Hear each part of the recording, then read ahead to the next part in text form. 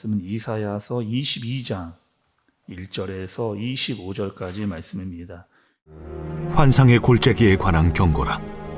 내가 지붕에 올라가면 어찌함인고, 소란하며 떠들던 성, 즐거워하던 고울이여, 너희 죽임을 당한 자들은 칼에 죽은 것도 아니요 전쟁에 사망한 것도 아니라, 너희 관원들도 다 함께 도망하였다가 활을 버리고 결박을 당하였고, 너의 멀리 도망한 자들도 발견되어 다 함께 결박을 당하였도다. 그러므로 내가 말하노니 돌이켜 나를 보지 말지어다. 나는 슬피 통곡하겠노라. 내 딸 백성이 패망하였으므로 말미암아 나를 위로하려고 힘쓰지 말지니라. 환상의 골짜기에 주 만군의 여호와께로부터 이르는 소란과 발핌과 혼란의 날이여, 성벽의 무너뜨림과 산악에 사무쳐 부르짖는 소리로다. 엘람 사람은 화살통을 메었고 병거 탄 자와 마병이 함께하였고, 기르 사람은 방패를 드러냈으니 병거는 내 아름다운 골짜기에 가득하였고 마병은 성문에 정렬되었도다. 그가 유다에게 덮였던 것을 벗김에 그날에야 내가 숲을 곳간에 병기를 바라보았고, 너희가 다윗성에 무너진 곳이 많은 것도 보며, 너희가 아랫못에 물도 모으며 또 예루살렘의 가옥을 개수하며 그 가옥을 헐어 성벽을 견고하게도 하며, 너희가 또 옛못의 물을 위하여 두 성벽 사이에 저수지를 만들었느니라. 그러나 너희가 이를 행하신 이를 앙망하지 아니하였고, 이 일을 옛적부터 경영하신 이를 공경하지 아니하였느니라. 그날에 주 만군의 여호와께서 명령하사 통곡하며 애곡하며 머리털을 뜯으며 굵은 배를 띠라 하셨거늘, 너희가 기뻐하며 즐거워하여 소를 죽이고 양을 잡아 고기를 먹고 포도주를 마시면서 내일 죽으리니 먹고 마시자 하는도다. 만군의 여호와께서 친히 내 귀에 들려 이르시되, 진실로 이 죄악은 너희가 죽기까지 용서하지 못하리라. 주 만군의 여호와의 말씀이니라. 주 만군의 여호와께서 이르시되, 너는 가서 그 국고를 맡고 왕궁 맡은 자 셈나를 보고 이르기를, 내가 여기와 무슨 관계가 있느냐? 여기에 누가 있기에 여기서 너를 위하여 묘실을 팠느냐? 높은 곳에 자기를 위하여 묘실을 팠고 반석에 자기를 위하여 초소를 쪼아내었도다. 나 여호와가 너를 단단히 결박하고 장사같이 세게 던지되 반드시 너를 모질게 감싸서 공같이 광막한 곳에 던질 것이라. 주인의 집에 수치를 끼치는 너여, 내가 그곳에서 죽겠고 내 영광의 수레도 거기에 있으리라.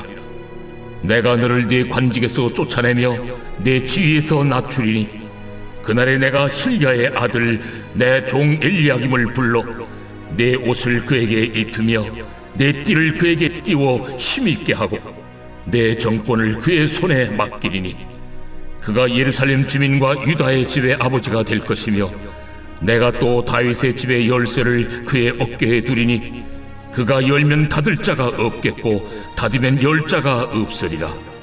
못이 단단한 곳에 박힘같이 그를 견고하게 하리니, 그가 그의 아버지 집의 영광의 보좌가 될 것이요 그의 아버지 집의 모든 영광이 그 위에 걸리리니, 그 후손과 족속되는 각 작은 그릇 곧 종지로부터 모든 항아리까지니라.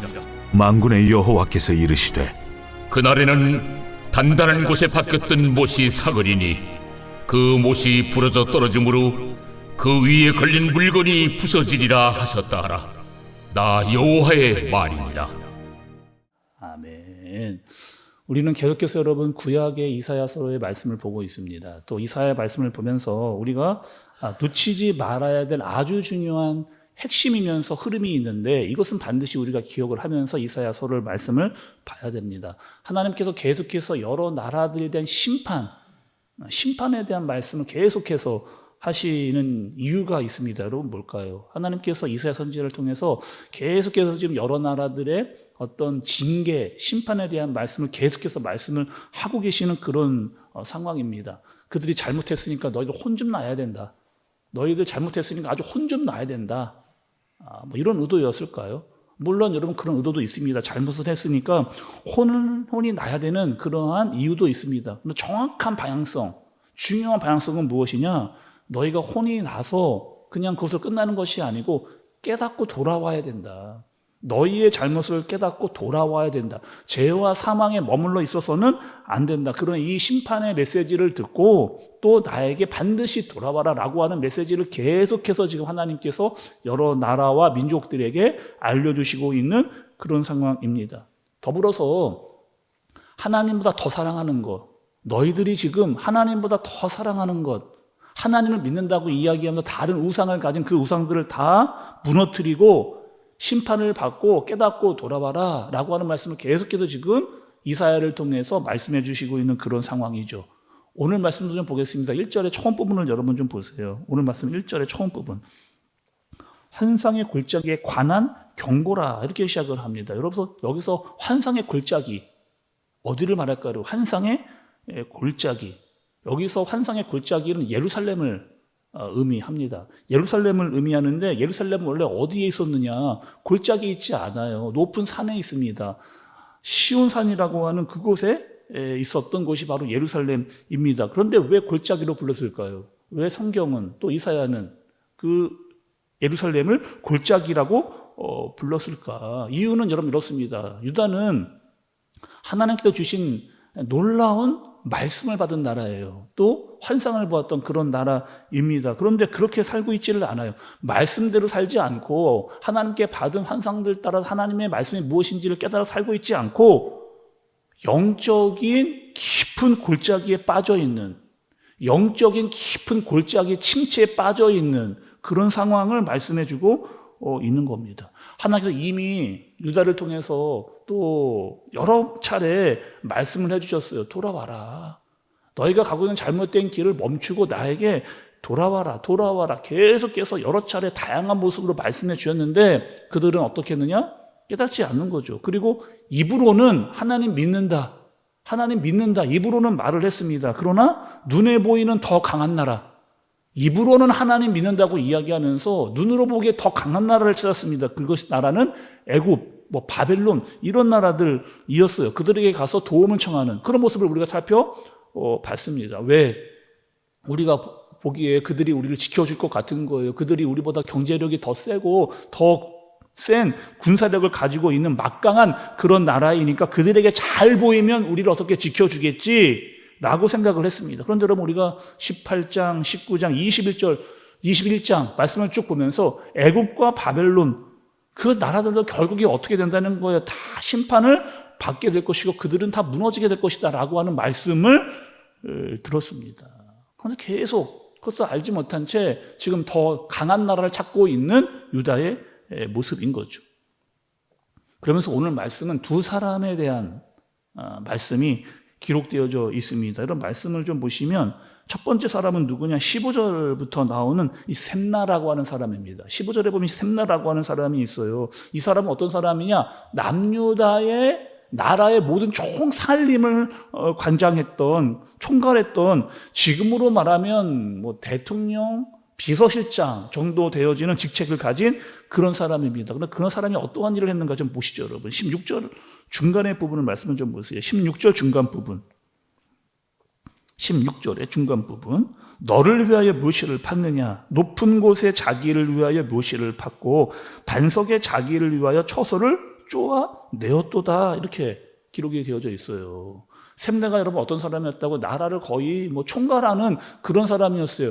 당시의 왕은 시스기야였습니다. 시스기야도 그 셈나를 의지했습니다. 또 나라의 모든 사람들도 그를 신뢰했어요. 그런데 정작 셈나는 뭐라고 있었느냐? 아니 왕이 그렇게 신뢰를 해주고 또 백성들이 그렇게 인종을 해주면 더 나라에 대해서 살림에 충성을 하고 또 잘 해야 되는데 어떻게 했느냐? 자기를 위해서 무덤을 만드는, 자기를 위해서 무덤을 만드는, 내가 죽어도 사람들이 나를 끝까지 기억해 주기를 바라는 자기의 묘실과 기념비를 만드는 일에 현안이 되어져 있는, 결국에 자기의 이름을 높이고 자기의 명성이 계속해서 유지되어지기를 자신을 높이고 있는 그런 모습. 결국 이 셈나도 어떻게 된다는 거예요? 하나님께서 심판을 받고 그를 내쫓으신다라고 말씀을 하시는 겁니다. 첫 번째 사람은 셈나였어요. 또 두 번째 사람도 나옵니다. 두 번째 사람은 누구냐? 엘리야김이라고 하는 사람이 하나님이 세졌던, 그리고 그에게 권력을 주셨습니다. 22절의 말씀을 좀 보시죠. 22절. 내가 또 다윗의 집의 열쇠를 그의 어깨에 두리니 그가 열면 닫을 자가 없겠고 닫으면 열 자가 없으리라. 아니, 하나님께서 지금 엘리야김에게 이런 말씀을 해주셨어요.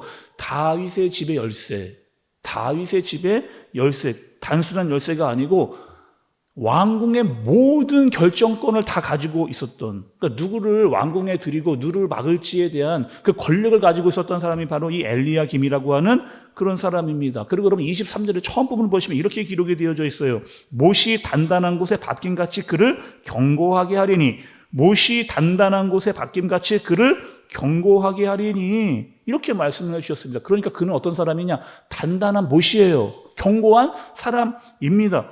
근데 이상하죠. 23절에는 분명히 그 경고했다, 또 단단한 못이다라고 이야기했는데 25절에 넘어가니까 여러분 어떻게 하는 거예요? 그 단단한 못이 어떻게 되었다? 삭는다는 겁니다. 그 단단한 못이 삭는다는 거예요. 그리고 그 못이 부러져서 그 위에 걸려있던 물건이 떨어져 부서진다라고 하는 말씀. 이 말씀이 여러분 뜻은 어떤 뜻일까? 어떤 의미를 이야기하고 있을까? 이 엘리야김에 대한 말씀인데 어떤 말씀을 하나님께서 해주시고자 하는 말씀일까요? 하나님께서 엘리야김이라고 하는 아주 좋은 리더를 그 나라에 주신 거예요. 근데 점점점 사람들이 어떻게 했느냐? 하나님을 바라보지를 않고 그 엘리야김을 바라본 겁니다. 그를 더 의지하게 된 거예요. 그래서 결국에 그렇게 단단하게 있었던 못도 어떻게 된다? 사가서 부러지는, 그래서 거기에 걸려있던 물건이 떨어지는, 결국에 그것을 통해서 부패하게 되어지는 그 모습을 보여주시는 그런 내용이죠. 여러분, 이런 사람들이 성경에 있었어요. 이 엘리야김 같은 사람들이 성경에도 있습니다. 누구냐? 대표적인 사람이 누구예요?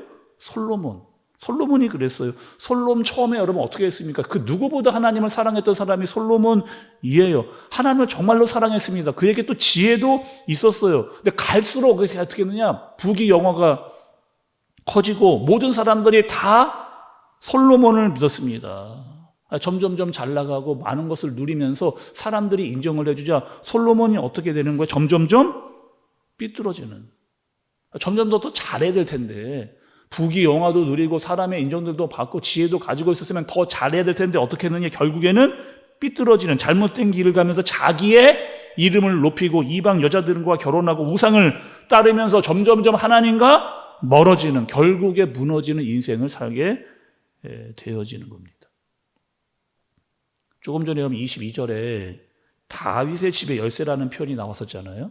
조금 전에 우리가 읽었던 말씀 중에 22절에 신약에도 그와 똑같은 말씀이 등장을 합니다. 말씀을 좀 찾아볼게요. 여러분, 요한계시록으로 가겠습니다. 요한계시록 3장 7절, 신약의 402페이지입니다. 같이 한번 여러분 읽어볼게요. 요한계시록 3장 7절입니다. 시작. 빌라델피아 교회의 사자에게 편지하라. 거룩하고 진실하사 다윗의 열쇠를 가지시니 곧 열면 닫을 자가 없고 닫으면 열 사람이 없는 그가 이르시되, 이렇게. 여러분 보세요. 조금 전에 읽었던 구약의 그 말씀이 그대로 신약에 또 나와 있어요. 다윗의 열쇠를 가지신 분이 있습니다. 열면 닫을 자가 없고 닫으면 열 사람이 없다라고 그렇게 말씀해 주세요. 조금 전에 이 말씀은 누구에게요? 엘리야김에게 했던 그런 말씀이에요. 또 그 엘리야김을 보면서 솔로몬도 우리가 살폈습니다. 그들은 다 어떤 사람이었어요? 다 하나님이 세우셨고 또 경고하게 될 줄로 알았던 그런 사람들이었고 갈수록 더 잘할 줄로 믿었던 그런 사람들이었습니다. 그런데 결국에 어떻게 했어요? 그 못이 사가져 버리는 그런 사람들이었습니다. 그런데 지금 요한계시록에 등장하는 분, 다윗의 영원한 열쇠를 가지신 분, 그분은 누구다? 바로 예수 그리스도입니다. 예수 그리스도. 그가 가지고 있는 열쇠는 삭지 않고 그가 열면 닫을 자가 없고 닫으면 열 사람이 없는, 그러니 우리의 인생의 심판 앞에서 반드시 붙들어야 할 대상. 여러분, 오늘 이 말씀을 해주시는 거예요.